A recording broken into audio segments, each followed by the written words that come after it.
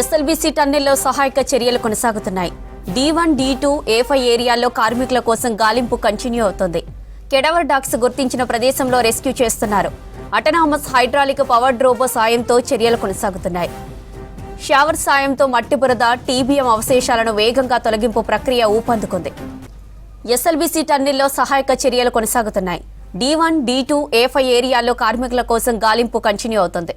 Cadaver dogs గుర్తించిన ప్రదేశంలో rescue చేస్తున్నారు. అటానమస్ హైడ్రాలిక్ పవర్డ్ రోబో సాయంతో చర్యలు కొనసాగుతున్నాయి. షవర్ సాయంతో మట్టి బురద, టీబీఎం అవశేషాలను వేగంగా తొలగింపు ప్రక్రియ ఊపందుకుంది. ఇక ఎస్ఎల్బీసీ టన్నెల్లో రెస్క్యూకి సంబంధించిన మరిన్ని డీటెయిల్స్ బాలకృష్ణ లైవ్ లో అందిస్తారు. బాలకృష్ణ, టన్నెల్లో రెస్క్యూ అప్డేట్స్ ఏంటి? టన్నెల్లో రెస్క్యూ ఆపరేషన్స్ నిరంతరంగా కొనసాగుతున్నాయి. ఇవాళ 27వ రోజు.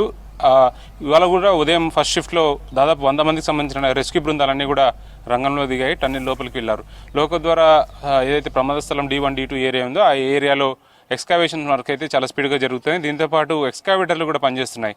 సో పురోగతి మనం చూడవచ్చు స్పష్టంగా. D1, D2 ఏరియా అయితే క్రూషియల్ ఏరియా ఉంటుందో అక్కడ నిన్న మొన్నటి దాకా కూడా కేవలం డిగ్గింగ్ జరిగింది. కేవలం టూల్స్ ద్వారా మాత్రం ప్రయత్నం జరిగింది. కానీ ఇప్పుడు ఎక్స్కావేటర్లు పోవడం ద్వారా చాలా వేగంగానే పనులు జరుగుతున్నాయి. ఇంకా ముఖ్యమైన విషయం ఏంటంటే ఏదైతే ర్యాట్ హోల్ మైనర్స్ ఉన్నారో ఇప్పటి వరకు ఎక్స్ప్లోర్ చేయని ఏరియా అంటే D1, D2 దాటుకొని ఏదైతే ప్రమాద స్థలం 14th కిలోమీటర్ ఉందో టీబీఎం కొలాప్స్ అనే ఏరియాకి ర్యాట్ హోల్ మైనర్స్ లోపలికి చొచ్చుకుంటూ వెళ్ళడం అనేది ఒక సాహసం అని చెప్పాలి. ఎందుకంటే కేవలం ఒక 1 feet మాత్రం గ్యాప్ ఉంటుంది.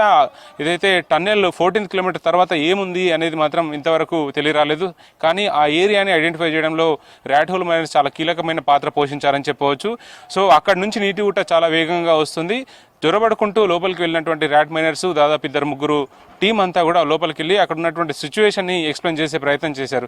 సో ఏదేమైనప్పుడు కూడా సహాయక చర్యలు మాత్రం చాలా ముమ్మరంగానే జరుగుతున్నాయి. సో ఏ క్షణమైనా సరే పురోగతి రావచ్చన్న ఆశాభావం అయితే అటు ర్యాట్ హోల్ మైనర్స్ కానీ సింగరేణికి సంబంధించిన టీం కానీ అన్ని రెస్క్యూ బృందాల నుంచి వస్తుంది. దీంతోపాటు మానిటరింగ్ చేస్తున్నటువంటి బృందాలు కూడా చాలా పాజిటివ్గానే అభిప్రాయం వ్యక్తం చేస్తున్నారు. దాదాపు 27 రోజులు గడిచింది. ఇప్పటివరకు కేవలం ఒక బాడీ మాత్రమే రికవర్ అయింది. మిగతా రెస్ట్ ఆఫ్ 7 సంబంధించిన ఆచూకీ కోసం అయితే విష ప్రయత్నాలు జరుగుతున్నాయి. D1, D2 ఏరియాలో ఉన్నటువంటి ఏదైతే గ్యాప్ ఏరియా ఉందో 26 మీటర్ల దూరం ఆ ఏరియాలోనే చాలా క్రూషియల్ రోల్ పోషిస్తున్నారు. ర్యాట్ హోల్ మైనర్స్ అంతా కూడా డిగ్గింగ్ చేస్తున్నారు. దీంతో పాటు వస్తున్నటువంటి నీటిని క్రమక్రమంగా డీవాటరింగ్ చేస్తూ ఆ ఎంటైర్ ప్రాసెస్ అంతా కూడా మానిటరింగ్ చేస్తున్నటువంటి పరిస్థితి స్పష్టంగా కనిపిస్తుంది. సో D1 ఏరియాలో 3 సంబంధించిన ఆచూకీ, D2 ఏరియాలో మరో 4 సంబంధించిన ఆచూకీ దొరికే అవకాశం ఉందన్న యాంగిల్లోనే ఎక్స్కావేషన్ వర్క్ అయితే జరుగుతున్నాయి. ఇప్పటికీ వుడెన్ కాక్స్ సింగరేణి మైన్స్ లో మనం ఇట్లాంటి చూస్తాం. సో ప్రమాదం జరగకుండా మైన్స్ కూలకుండా చేసేటువంటి జాగ్రత్తలు పాటిస్తూనే ఎగ్జాక్ట్గా టన్నెల్ లోపల కూడా అట్లాంటి వాతావరణం స్పష్టంగా కనిపిస్తుంది.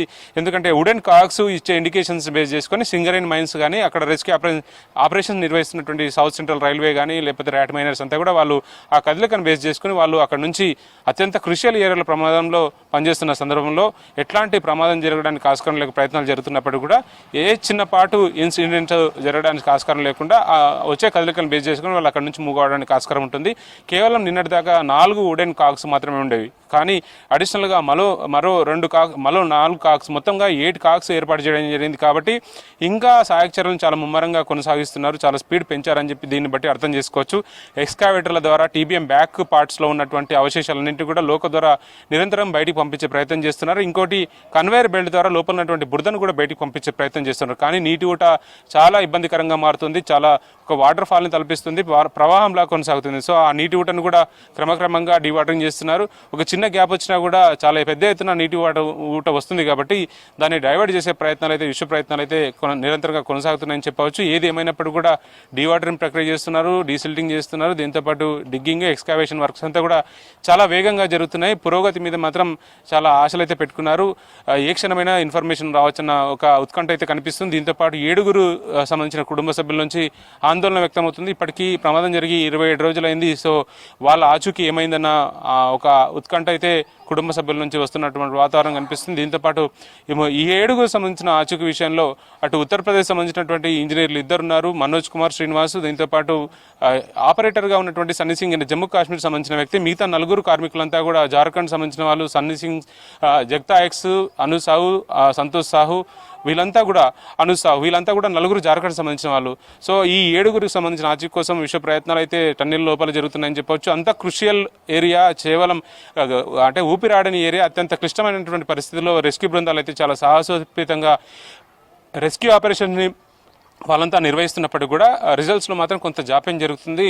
సో చాలా క్రిషియల్ ఏరియా, క్లిష్టమైనటువంటి ఏరియాలో టన్నెల్ డయాని కనుక పరిశీలిస్తే దాదాపు 10 మీటర్ల డయా ఉండే ఏరియాలో మనకు ఏదైనా 14th కిలోమీటర్ ప్రమాదం జరిగినటువంటి ఏరియాలో కేవలం 1 ఫీట్ మాత్రం గ్యాప్ ఉందంటే ఎంత మేరలో సిల్ట్ పేరుకుపోయింది అనేది మనకు స్పష్టంగా అర్థమవుతుంది. దాన్ని కేవలం మనుషుల ద్వారా ప్రయత్నం చేసినప్పుడు కూడా చాలా కష్టంగా డిగ్గింగ్ జరిగింది. సో ఇప్పుడు ఎక్స్కావేటర్లు పనిచేస్తున్నాయి, బోప్ క్యాట్స్ పనిచేస్తున్నాయి, షవర్స్ పనిచేస్తున్నాయి. కాబట్టి దానివల్ల రిజల్ట్ వచ్చే అవకాశం ఉందనే ఒక ఆశాభావం అయితే వ్యక్తమవుతుంది. రెస్క్యూ బృందాలు మానిటరింగ్ చేస్తున్నటువంటి డోగ్రా ఏరియాలో పనిచేసినటువంటి ఆర్మీ కర్నల్ పరీక్షిత్ మేహరా ఆధ్వర్యంలో, అట్లాగే ఎన్డీఆర్ఎఫ్ అధికారులు హరీష్, అట్లాగే ప్రసన్న కుమార్ వాళ్ళంతా కూడా నిరంతరం కూడా మానిటరింగ్ చేస్తున్నారు. ర్యాట్ మైనర్స్ కూడా చాలా క్రూషియల్ రోల్ పోషిస్తున్నారు. సింగరేణి మైన్స్ కూడా చాలా కీ భాగంలో వాళ్ళంతా వర్క్ చేస్తున్నారు.